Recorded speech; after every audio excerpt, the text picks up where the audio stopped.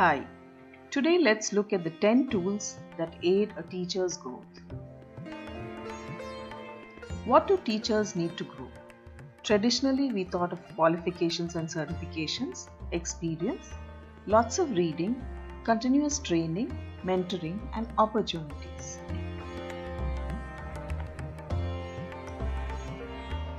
But what do teachers actually need to grow?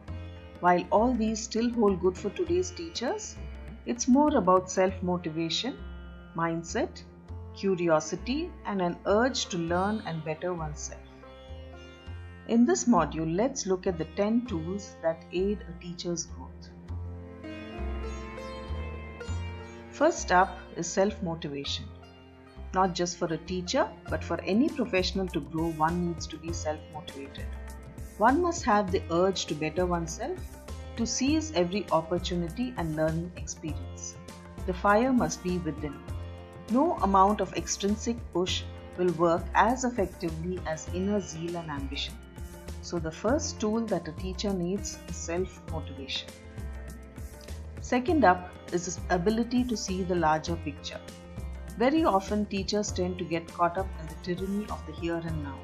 They react and waste time on small hurdles. To grow as a teacher, one needs the ability to see the larger picture. One should be able to clearly see and understand what is working and what is not, and make adjustments and grow. Next comes staying grounded. Passionate teachers love what they do and have a strong sense of right and wrong. Sometimes they tend to get carried away. To grow as a teacher, one must always remain grounded and not get carried away. Understand that there is a human angle to teaching, much beyond strategies and pedagogies. Honesty coupled with humility is a sure way to grow. Next comes being a team player. Success as a teacher does not solely depend on your talent, though it's very important. Teaching involves collaboration and team playing skills. Learning to work harmoniously with a team helps you learn and grow. As the saying goes, if you want to go fast, go alone. If you want to go far, go together. Next comes a sense of belonging. One of the best ways to grow is to feel one with the organization you're working for.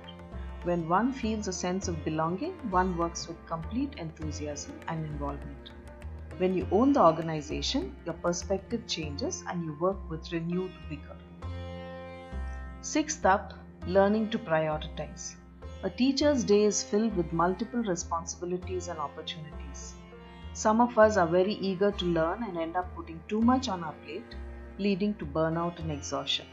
There's only so much that you can do in your effective working time. So learn to prioritize. Pick the ones that are most convenient and accessible to you.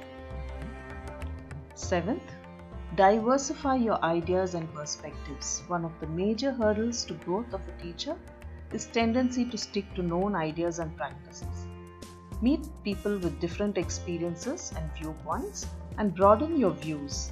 See different perspectives. This is the best way to grow. Next comes pedagogical knowledge.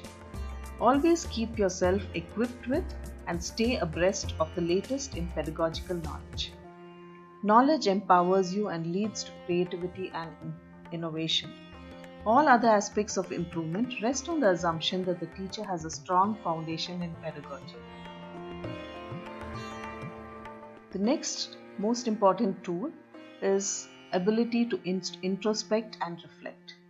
If you want to grow as a teacher, take time out at regular intervals to introspect on the lessons gone by and reflect on what has worked and what hasn't. Are there other strategies you use leading to desired results? Reflect on how you can improve yourself to become a better teacher. And finally, yearn to learn. Be curious. Always have a thirst to learn something new. Never rest on past laurels. Be curious about innovations in your field and about work carried out by your colleagues. Learning is a never ending process. So keep that alive in you. It's all in your hands. Ultimately, if you want to grow, you will find a way to achieve it. I end with my favorite Yiddish proverb. If you ever want a helping hand, you'll find one at the end of your arm. Go forth and be the best you can. Happy teaching!